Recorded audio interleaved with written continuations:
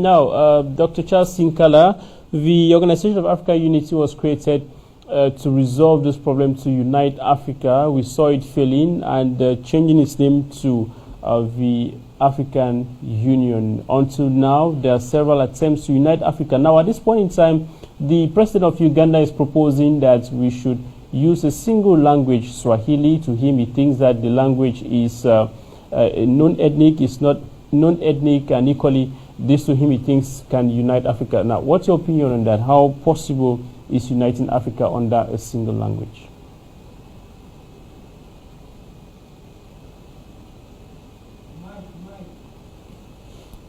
Dr. Charles Sinkala, you might want to put your mic on. We can get the feedback from you, please. Switch on your mic, Dr. Certainly. Thank you very much. That is a very important question that you have posed. I'd like to begin by saying, in relation to what my fellow panelists have indicated of what is a problem at this stage, and I think I would like to extend that we definitely know what is a problem of Africa, and we know what Africa should be. The question is, how do we achieve Africa, a continent, and the people of Africa the way we want them to be? Many of the people have indicated on how to do it. But again, having an idea of having one language that it will unite Africa, it's something very laughable, especially from the highest leader, Yoweri Museveni, Kaguta Museveni, whom we respected so much on the continent. And him having done his part, I think is running out of ideas that we can now implement. I will tell you very quickly that the formation, or rather the conceiving of Organization of African Unity in Accra, Ghana in 1942, that bred to the people of working the culture when the agitators of Africa, the leaders like the last man who was standing, Dr. Kenneth Kaunda, whom we just buried this week, those are the leaders who had mapped up on how Africa should be and what Africa should be in the next 100 years, from that time of the first African country to recognize the regaining of their independence in Accra, Ghana in 1957, and as well the born of the OAU in Addis Ababa, Ethiopia, where they mapped up the strategy and they mapped up the plan. They mapped up who's supposed to be involved. They mapped up all the corners. If you check that document, which was signed by 32 heads of state, we shouldn't be talking about finding out what is wrong with Africa and how Africa should be. It is quite unfortunate that we are going around and round instead of us going together. Uniting Africa by one single language, that is in the document published many years ago, the language that we thought that we can speak. But again, that has been faced with so many obstacles in the way that Africa, including the world, there's more than 2,500 languages, and the language system itself, the linguists have indicated that they haven't done much, to educate the people, in terms of the promotion of the language, which is a universal community for all the people of Africa. But if you look at the Organization of African Unity, which it was formed that when we regain our power from the colonizers, the Germany, the Belgium, the British, France, and many other people who never invited, but it was divided by those people who went there, by those also the explorers who came to Africa. And I'm telling you now for free that I remember very well that Dr. Kenneth Kaunda, may he so rest in peace, he told me strictly this, what happened, that that Berlin conference was an auction where Africa was auctioned. And Nigeria, being at that time without discovering the oil, it was auctioned for 780,000 pounds.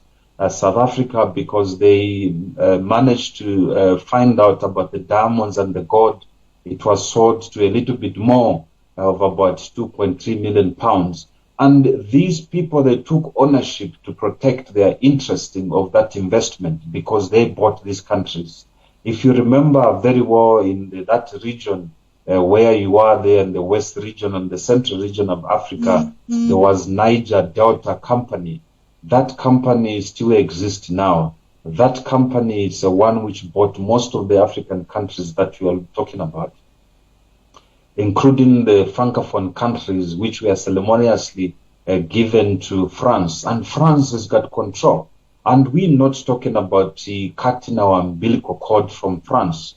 We keep on crying, we keep on dying, and France and all the other people whom they sleep in bed with, whether it's the CIA, the United States of America, whether the British or the French themselves or the Belgium, they hire mercenaries, including from here, South Africa, to go and dispose of, or even now they are killing the presidents that they do not form part of or they do not protect the investment of these entities which was bought. And if you look in the books of United States of America, for most of us who studied law, you understand that these nations has been registered as entities and they've been patented already. So that's a bigger picture that we do not talk about. We're talking about the mere small things, pocket change of a language and Swahili or whatever. We will never going to speak the same languages in Africa. And I think that is misguided if we have to work towards that. In fact, if you look at the way African Union has been diluted of the basics of the values that we had, you know, the idea of Julius Kambarage Nyerere from the other part of Africa to Toko Sekware and all these other world leaders, Samora Machel, Nelson Mandela, all these we have buried now. We haven't even taken things. You hear that it was the same language. But the funding model has been a problem. That's why we find that the funding model of AU is 80% coming from those people we are fighting against. You know, so there's no way we're going to implement our policies and that agenda of 1963 in Addis Ababa, that white document. You know, we hear again a former president of Zimbabwe, he mentioned the Agenda 2063. We are not anywhere closer working towards that document. The implementation has been a problem.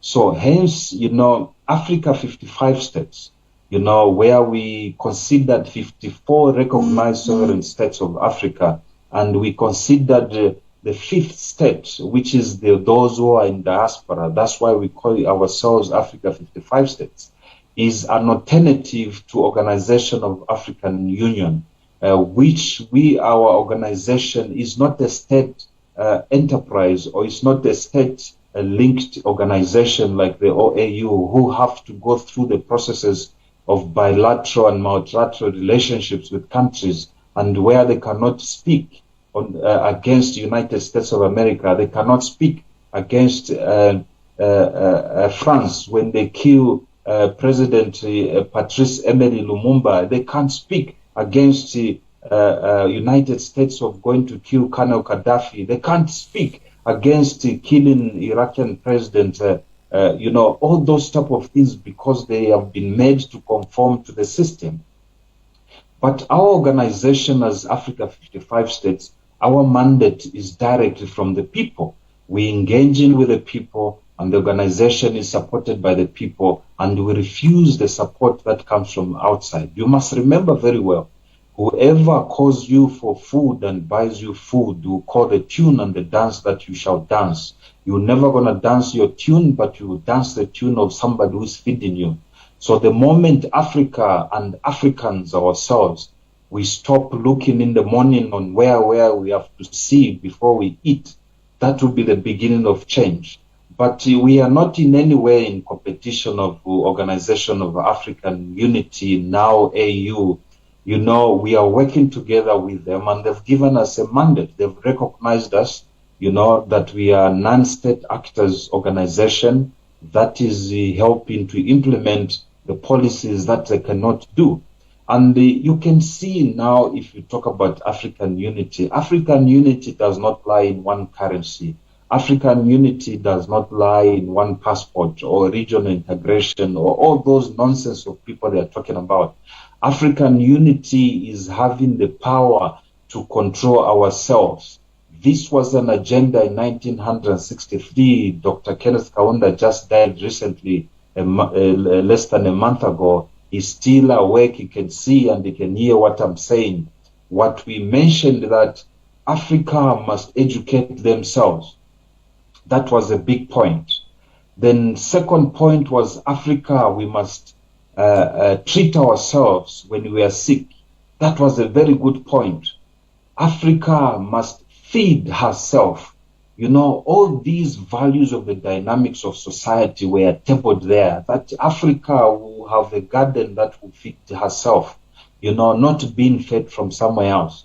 You can relate to what I'm trying to explain to you now on the point of the basis of this pandemic.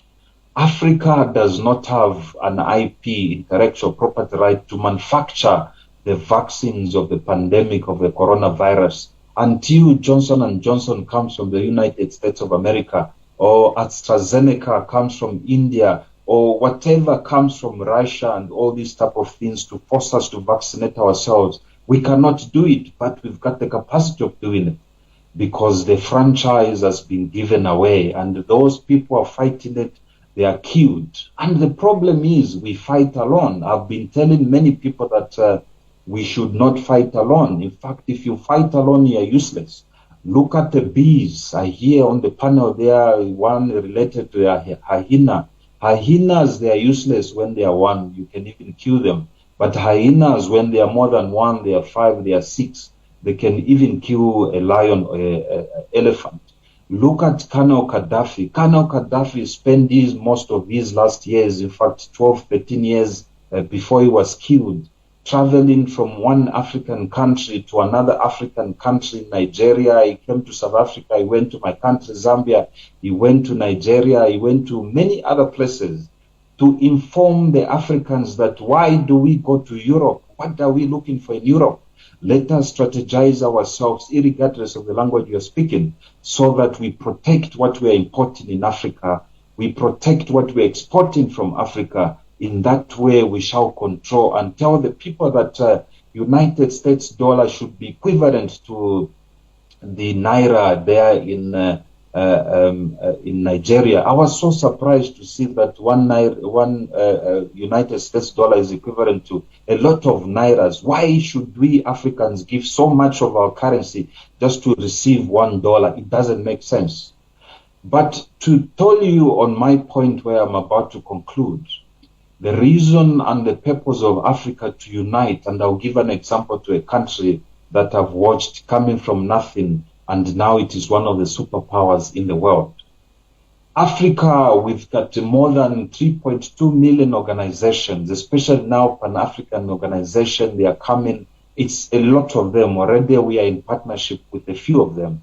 The idea for Africa 55 states is to create a web, you know, to create organization, these NGOs, non-government organizations, including governments, advocates for new governance, politics. As I am also a president for Organization of African Political Parties, we want to bring up hygiene so that everybody will start working towards one goal. The same goal which was there in 1957, 1942, when the agitators of independence of Africa, they said, no, we cannot be fed by the British.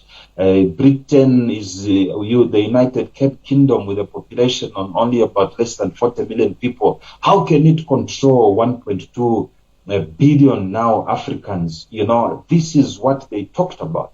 So what I'm saying and submitting to us and those who are listening is how do we integrate each other, irregardless of what language we are speaking.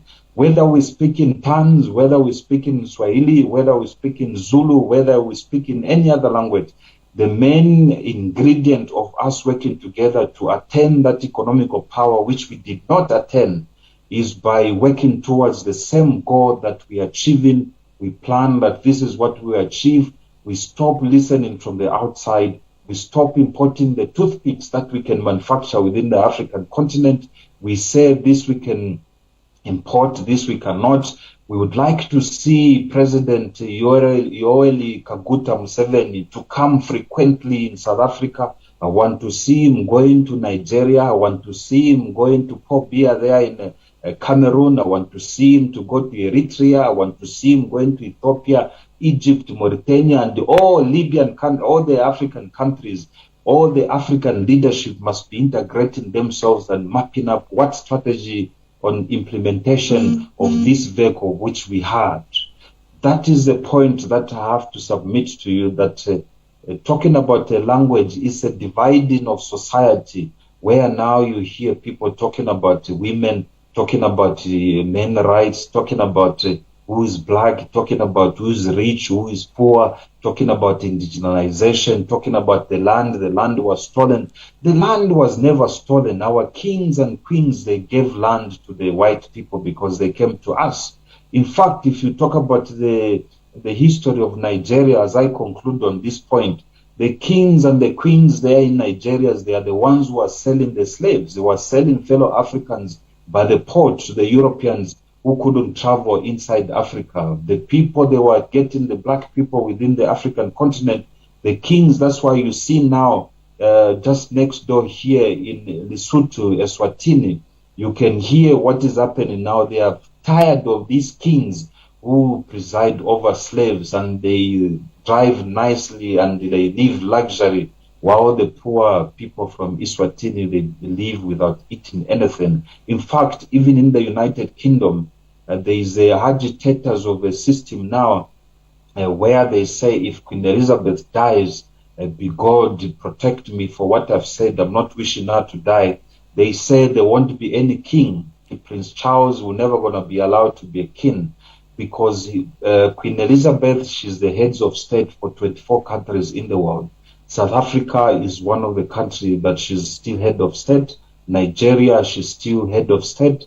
Mauritius, Seychelles, Sweden, Canada, they are agitating these people that we want to run our own affairs. So the moment Africa detaches themselves from the neocolonialism and control, the moment Africa, those 14 countries in West Africa and part of East Africa, of the Francophone countries, they detach themselves from 1952 convention, where there is France said they've got the first line of refusal, that they must use the franc to trade, that their income of the GDP must be deposited by in French government Minister of Finance.